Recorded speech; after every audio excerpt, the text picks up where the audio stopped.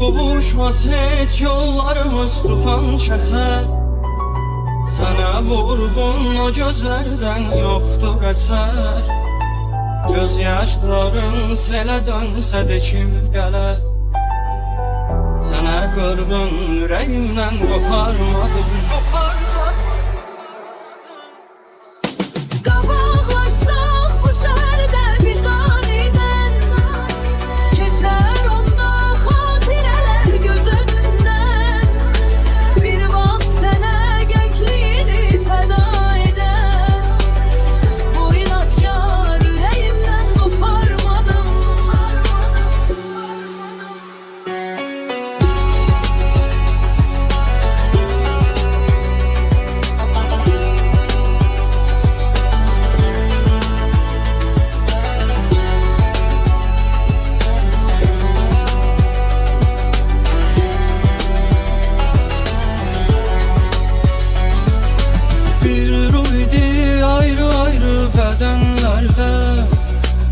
Tez geldi çattı hicran ömrümüze.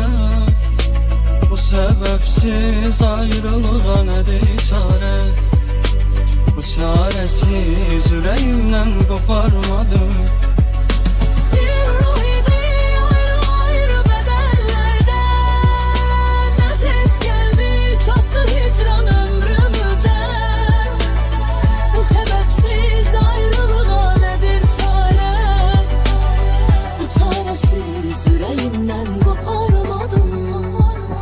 Qabarlaşsaq bu şəhərdə biz anidən, keçər onda xatirələr göz önümdən.